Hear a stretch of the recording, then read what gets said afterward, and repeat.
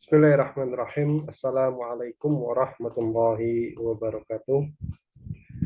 Alhamdulillah. Alhamdulillahilladzi arsala rasulahu bil huda wa dinil haq liyudhhirahu 'alad dini kullihi walau karihal musyrikun. Asyhadu an la ilaha illallah wahdahu la syarikalah wa asyhadu anna Muhammadan abduhu wa rasuluh. Allahumma salli wa sallim wa barik ala nabina Muhammadin wa ala alihi wa ashabihi wa man tabi'ahum bi ihsanin ila yaumiddin. Allahumma inna nas'aluka 'ilman nafi'a wa rizqan thayyiba wa 'amalan mutaqabbala, amma ba'd. Ayyuhal ikhwati fillah, hafizakumullah. Alhamdulillah, kita senantiasa memuji Allah Subhanahu wa taala atas segala limpahan nikmat dan karunia-Nya lah, sehingga pada sore hari ini, malam hari ini, kita kembali berkumpul, bertemu, bermuajahah secara online dalam program Madrasah Fikih online dari Ngaji Ilmiah. Alhamdulillah, Allahumma sholli. Mudah-mudahan apa yang kita kerjakan pada sore hari ini masih dengan niat ikhlas lillahi ta'ala, mencari ridha Allah Subhanahu wa ta'ala, dan juga kita berdoa mudah-mudahan kita diberikan ilmu yang nafi' dan amal yang soleh. Amin ya rabbal alamin. Baik ikhwas sekalian, kemarin kita sudah selesai membahas seputar sunnah wudhu. Sunnah wudhu selesai. Insya Allah pada pertemuan kali ini kita akan masuk pada pasal berikutnya, yaitu makruhatul wudhu. Ya. Hal-hal yang dimakruhkan ketika berwudhu. Hal-hal yang dimakruhkan ketika berwudhu. Bismillahirrahmanirrahim. Qala al-musannif rahimahullahu taala rahmatan wasi'ah wa nafa'ana bihi wa bi ulumihi fi darain amin. Berkata penulis rahimahullah, makruhatul wudu'i katsiratun. Makruh wudu itu banyak. Apa makruh? Apa definisi makruh? Definisi makruh secara usul fikih, itu adalah sesuatu yang dilarang oleh syarat, oleh pembuat syariat, dengan larangan yang ghairu lazim, yang tidak tegas. Artinya makruh itu memang pada dasarnya ada larangannya dalam syariat. Jadi kalau antum dengar tidak boleh, tidak halal, dan seterusnya dalam syariat, itu dalam teks syariat ya, dalam Al-Quran dan As-Sunnah, itu implikasi hukumnya bisa dua. Bisa haram, bisa makruh. Jadi tidak semua yang dilarang dalam syariat, itu kemudian larangannya, implikasinya harus ditinggalkan. Enggak. Ada yang larangannya ghairu lazim. Larangannya itu tidak tegas. Nah, larangan-larangan yang tidak tegas ini melahirkan hukum yang namanya makruh. Artinya kalau ditinggalkan dengan niat imtithal, dengan niat mengikut, ada niatnya gitu, maka dia dapat pahala. Kalau dikerjakan maka tidak dapat dosa. Kenapa? Karena larangannya ghairu lazim, larangannya tidak tegas. Kalau larangannya tegas, maka itu namanya haram. Membuat implikasi hukum haram. Jadi ingat ya, di dalam syariat antum tidak semua larangan dalam syariat, tidak boleh, tidak halal, ancaman, diancam neraka dan seterusnya, itu kemudian implikasinya haram, tidak semua. Makanya butuh kepada penalaran dalil, Apa saja makruh wudhu? Minha, diantaranya adalah tarkut tayamuni. Ya. Pertama, satu, tarkut tayamun, mendahulukan yang kanan. Tarku, meninggalkan, at-tayamun, mendahulukan yang kanan. Kemarin kan berarti boleh ya, boleh. Tapi apa hukumnya? Makruh. Jadi antum wudu kiri dulu baru kanan. Boleh nggak? Boleh, tapi makruh. Boleh tapi makruh. Wudunya sah, tapi makruh. Dosa nggak dosa. Nggak dosa. Tapi kalau antum kerjakan kanan dulu, kemudian baru kiri, mendahulukan yang kanan dan kiri. Dan antum niatkan imtisal, antum niatkan karena mengerjakan perintah, maka itu antum dapat pahala sunnah. Makanya disebutkan oleh para ulama, orang alim itu kadang ibadahnya sama, tapi pahalanya lebih banyak. Kenapa? Karena mereka tahu trik-trik yang kayak gitu. Dalam tanda kutip ya, trik ya. Dia meniatkan seterusnya. Nah, makanya dapat pahala. Itu yang pertama, meninggalkan tayamun, mendahulukan yang kanan. Kemudian yang kedua, watarkul matmadoti wal istinsyaqi. Tarku meninggalkan al matmadoti. Matmadoh kemarin ya, memasukkan air ke dalam mulut, wal istinsyaqi, dan istinsyak ya, memasukkan air ke dalam hidung. Nggak kumur-kumur, nggak istinsyak, sah nggak wudunya? Sah, tapi makruh. Tapi makruh. Dosa nggak orang yang nggak dosa? Nggak dapat dosa, makruh kok. Kemudian yang berikutnya adalah waziyadatu ala salasi.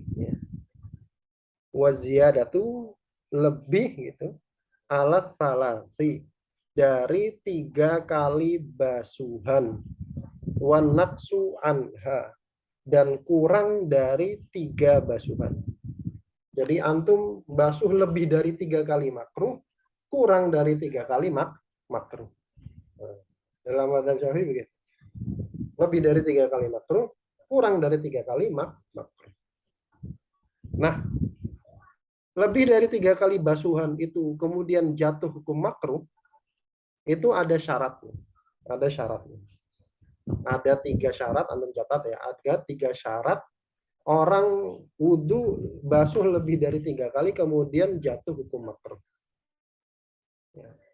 Yang pertama, syarat yang pertama, tambahan dari 3 kalinya itu, ziyadahnya, tambahan 3 kalinya itu mutahaqqiqah.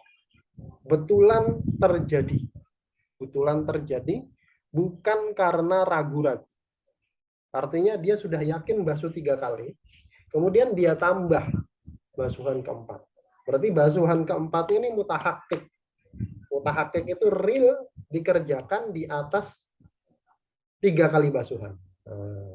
Kalau ragu-ragu, misalkan tadi saya basuh 2 atau 3 ya, kemudian ditambah, maka nggak makruh.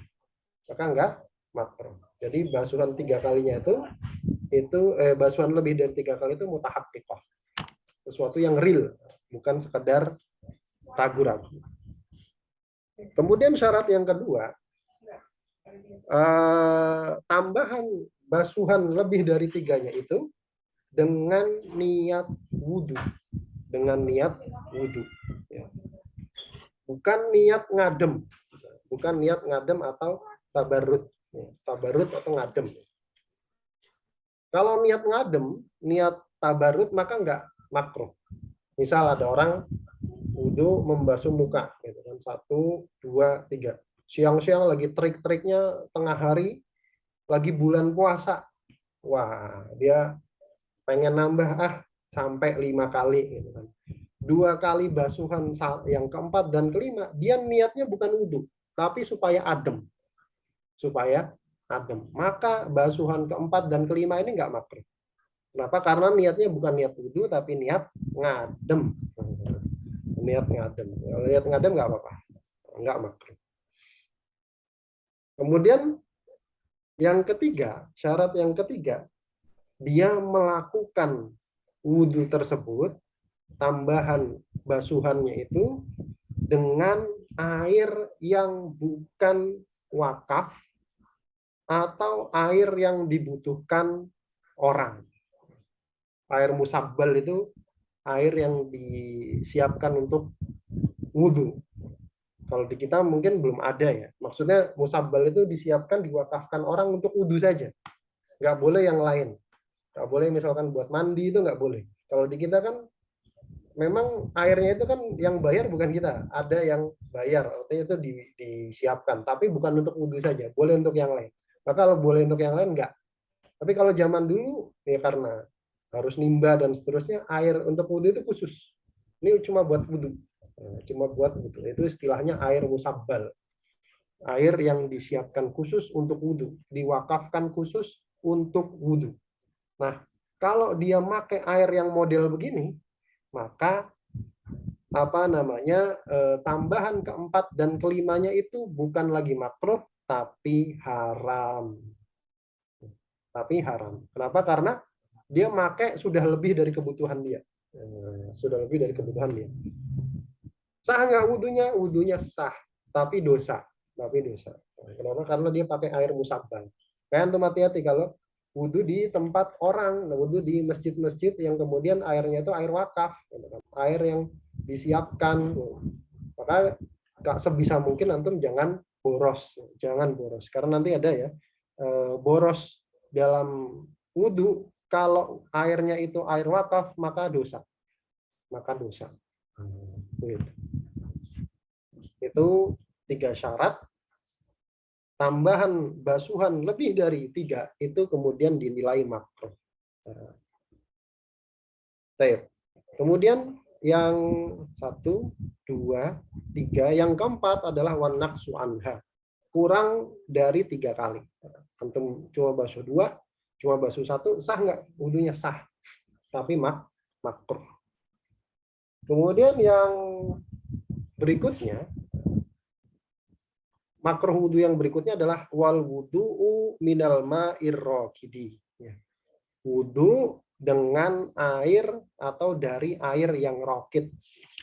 Air rokit itu apa? Air yang menggenang dengan catatan, lihat catatan nomor 1, malam yastabhar atau yastabharu, yastabhar, istafala, yastafal, istafharu, yastafiru, yastabhir, astagfirullah, istafala, yastafiru. Malam yastabhir, selama airnya itu enggak banyak. Antum melihat ada air 1 gentong gitu, tapi kurang dari 2 kulah. Nah, antum wudhu di situ dengan catatan wudhunya nyemplung atau antum kobok-kobok. Misalkan ngobok itu gini ya, dicur gitu, itu ngobok namanya. Jadi dikobok, bukan antum ciduk kemudian antum wudhu di luar, enggak. Jadi antum kobok. Wudhu dari air yang menggenang dan airnya sedikit, kemudian antum kobok-kobok, maka wudhunya makruh. Kalau airnya kurang dari 2 kulah, antum kobok, maka airnya itu jadi mustakmal. Mustakmal itu apa artinya? Suci tapi nggak mensucikan, nggak bisa dipakai wudhu. Maksudnya begini. Saya kasih contoh. Misalkan antum punya air 1 ember besar, tapi kurang dari 2 kulah. Isinya paling ya 10 liter gitu kan ember.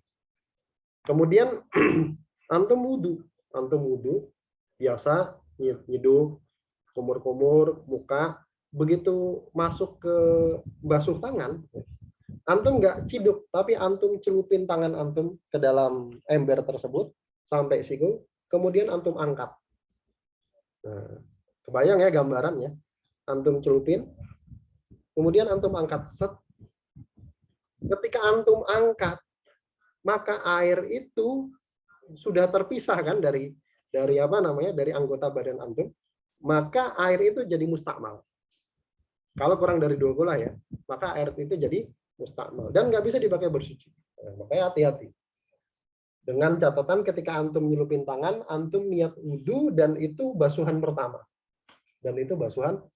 Langsung jadi mustakmal.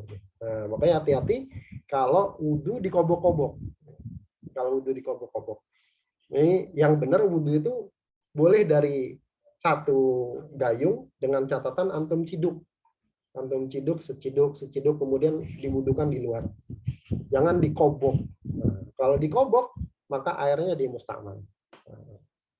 Dipahami? Nah, kalau mustakmal berarti nggak sah wudhunya. Nah, ini Wudu minal ma'ir rakid, wudu di air tergenang, misalkan ada satu kolam, gitu. Kemudian antum nyemplung ke situ, maka apa namanya antum wudu di situ makruh, makruh. Gitu. Selama airnya tidak sangat banyak. Kalau airnya sangat banyak, maka hukum kemakruhannya hilang. Misalkan antum wudu di sungai, antum wudu di danau, antum wudu di mana, gitu. Tapi kalau wudunya di air menggenang yang sedikit, maka makruh. Kemudian yang berikutnya, makruh wudu yang berikutnya adalah wal wudu'u min fadlil mar'ati. Wudu dari air sisa wudunya perempuan. Fadlil mar'ah itu sisa wudu. Ingat ya, harus dibedakan antara yang namanya fadl, antara yang namanya air sisa, sama air bekas wudhu. Kalau fadl itu air sisa. Air sisa itu maksudnya gini, ada perempuan gitu kan, kemudian bisa istri antum, bisa saudara antum, bisa ibu antum, pokoknya perempuan mana saja, wudhu dengan air di satu, misalkan satu ember atau satu gayung. Wudhunya biasa, diciduk begitu, kemudian masih ada sisanya.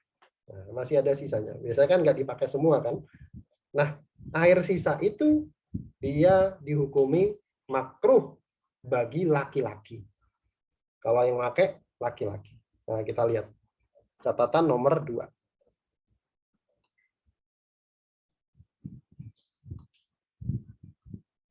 Al-murudu yang dimaksud adalah ma faddun antoharotiha wahdaha, yaitu adalah sisa dari toharoh perempuan itu sendiri.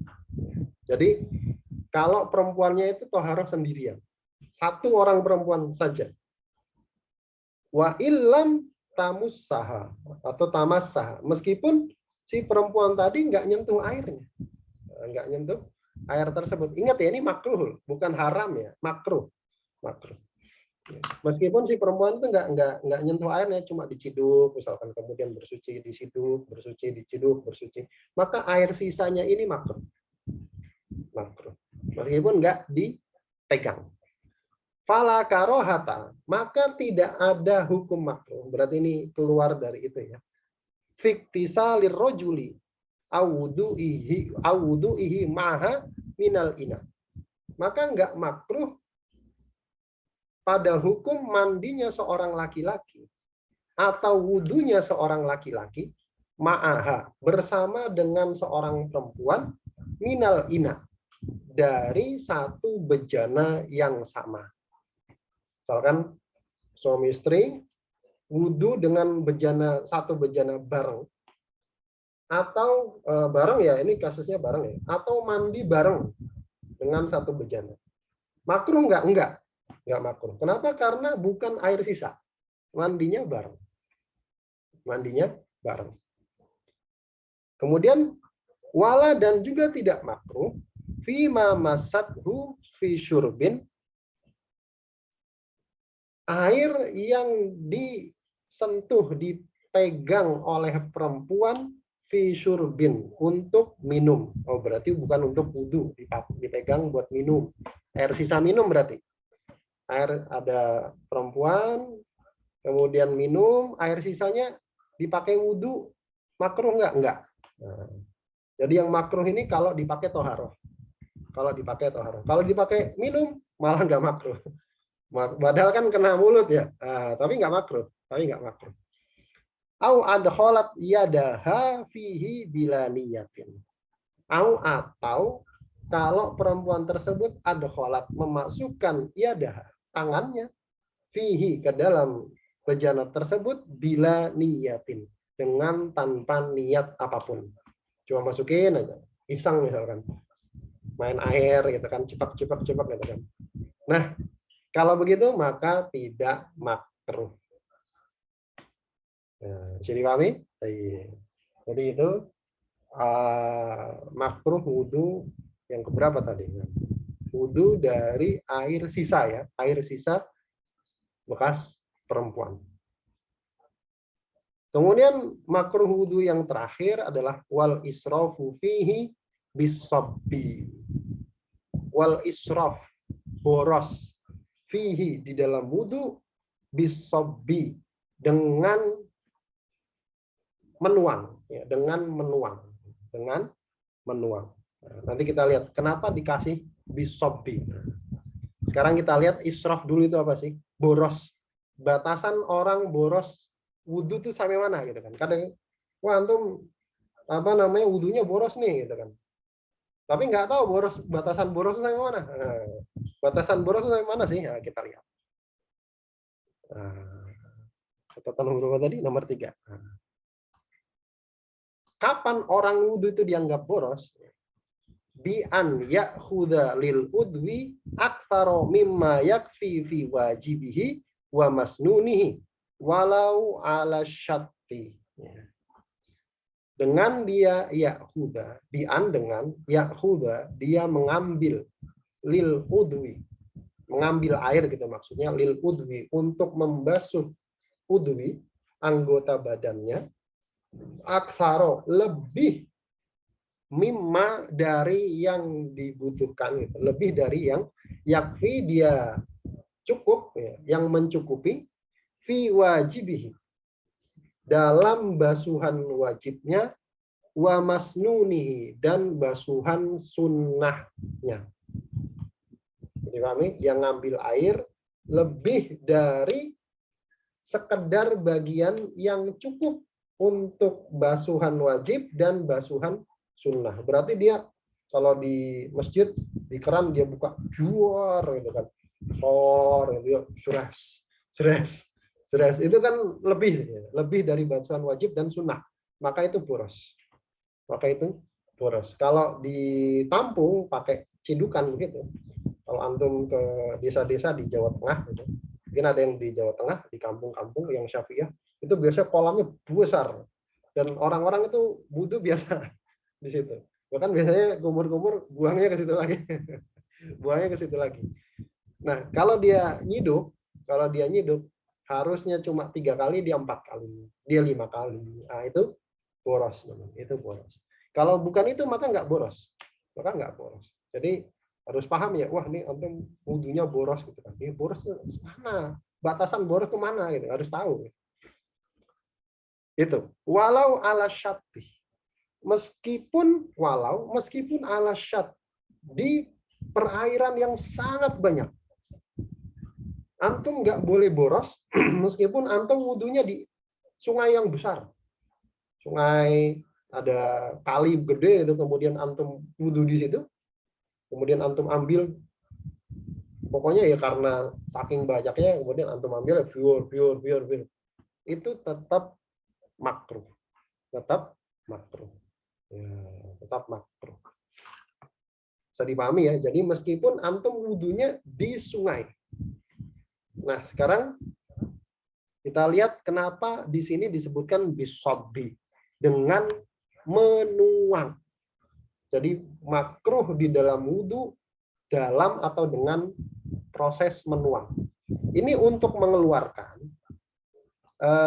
definisi di sini. Walau ala syat, meskipun di wudhunya di air yang sangat banyak. Berarti kalau wudhu di air yang sangat banyak itu makruh kapan? Kalau antum nuang, antum ambil gayung, kemudian pure 1, pure 2, pure 3, pure 4. Nah, keempatnya itu makruh. Berarti kenapa? Karena dihitung boros. Meskipun di air yang sangat banyak.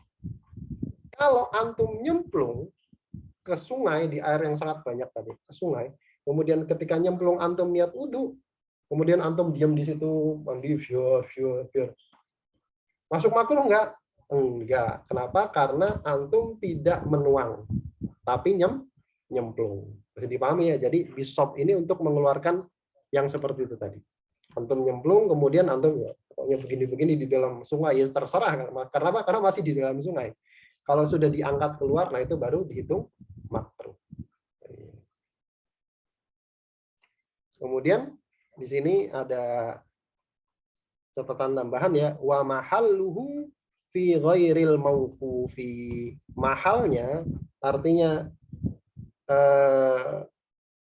tempatnya, maksudnya tempat pembahasan ini itu makruh, artinya dianggap boros itu makruh fi pada ghairi selain al mauqufi air wakaf, selain air wakaf. Wa illa, kalau tidak, artinya kalau airnya itu air wakaf, ada masjid kemudian orang bilang nih saya wakaf bikin sumur untuk wudhu, untuk wudhu. Fa illa fahuwa haramun. Kalau air wakaf maka dia haram. Haram dipakai boros. Status wudhunya gimana? Status wudhunya sah. Status wudhunya sah tapi dia dosa. Tapi dia dosa. Maka antum harus paham ya, mana pembatal wudhu, mana syarat wudhu. Syarat wudhu kalau terpenuhi, kalau tidak terpenuhi maka wudhunya nggak sah. Nah, begitu. Dipahami? Allahu a'lam bishawab. Baik, masih ada 5 menit. Masih ada 5 menit. Silakan kalau ada pertanyaan. Silakan, tafadhol. Kalau enggak ada kita lanjut sedikit. Biar cepat selesai. Pertanyaan? Tidak ya, sambil nunggu kita lanjut dikit ya. Sudah 5 menit. Nawaqidul wudu'i, pembatal wudu. Nah, sekarang kita belajar pembatal wudu. Jadi kalau ini antum mengerjakan, maka wudu antum batal. Nawaqidul wudu'i arba'atun. Pembatal wudu arba'atun. Ada 4. Tidak ada yang kelima dalam mazhab Syafi'i. Jadi cuma 4 ini. Berarti pembatal wudhu dalam mazhab Syafi'i cuma 4 ini saja, nggak ada yang kelima. Dah, gitu. Kalau ada yang nambah berarti ya bukan dalam pendapat mazhab Syafi'i, bukan.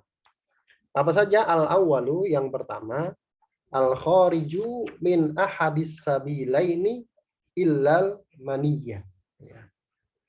Pembatal yang pertama adalah al-khariju, sesuatu yang keluar min dari ahadi, salah satu, as-sabilain, dari 2 jalan. Maksudnya kemaluan depan, kemaluan belakang, kubul dan dubur. Illa, kecuali al-maniyah, kecuali mani, kecuali mani. Yang keluar ini, pokoknya apa saja yang keluar. Baik itu biasa keluar, seperti angin, kemudian pipis, dan seterusnya. Atau sesuatu yang jarang.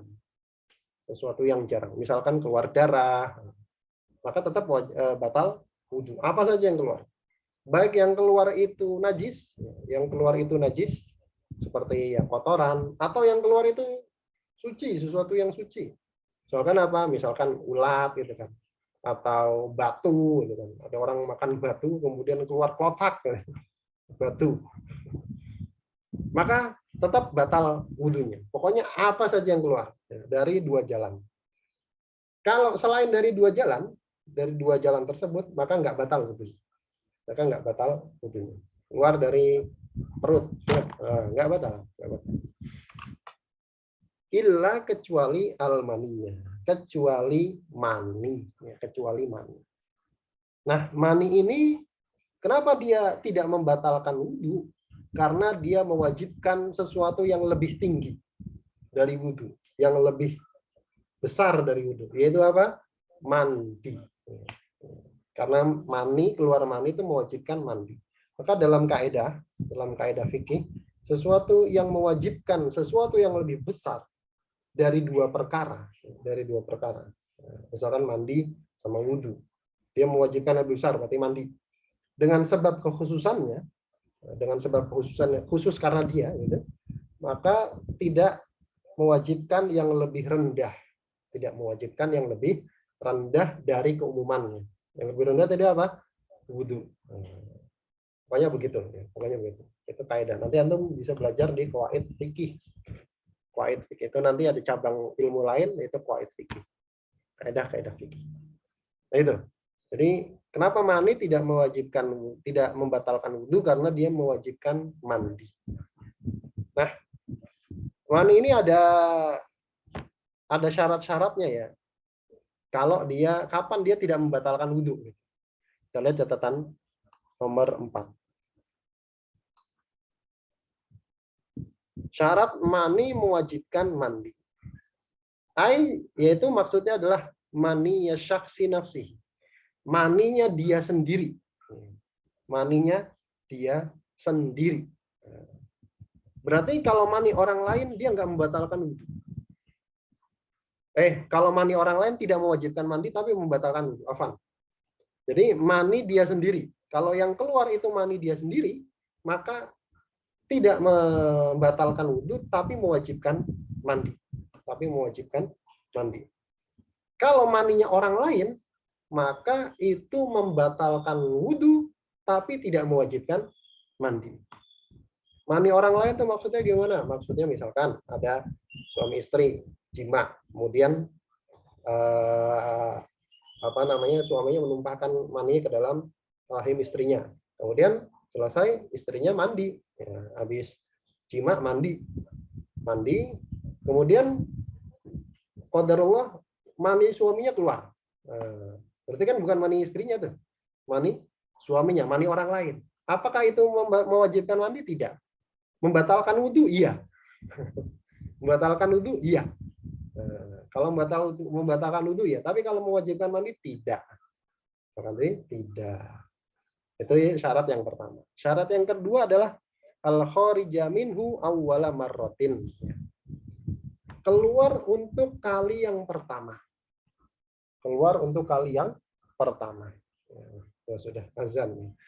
Sampai sedikit ya. Keluar untuk kali yang pertama maksudnya bagaimana?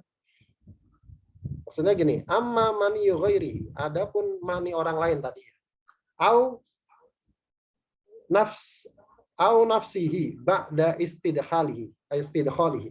Atau memang yang keluar itu mani dia sendiri, tapi setelah dimasukkan lagi. Misal ada orang keluar mani kemudian dia masukin lagi. Misal kalau ada fayan kudu bi khurujihi, maka itu membatalkan wudu dengan sebab keluarnya. Ada orang keluar mani kemudian maninya dia masukin lagi. Kemudian keluar lagi. Itu kan keluar untuk yang pertama, yang kedua kali. Apakah kemudian mewajibkan mandi? Ya, yang mewajibkan mandi yang pertama. Yang pertama. Bukan yang kedua. Yang kedua dia nggak mewajibkan mandi. Yang mewajibkan yang pertama. Yang kedua itu membatalkan wudu. Begitu. Wallahu ta'ala alam bishawab. Insyaallah sampai di sini dulu. Sudah ada pertanyaan ya, sudah masuk waktu Isya. Kemudian yang sedikit ini ada manfaatnya. Kita lanjut di pertemuan yang akan datang. Ini baru pertama ya, baru yang nomor 1 tentang pembatal wudu. Kedua, ketiga, keempat insya Allah akan kita bahas di pertemuan berikutnya. Wallahu ta'ala alam bishawab. Kita tutup dengan membaca doa kafaratul majelis. Bismillahirrahmanirrahim. Subhanakallahumma wa bihamdika asyhadu an la ilaha illa anta astaghfiruka wa atubu ilaik. Assalamualaikum warahmatullahi wabarakatuh.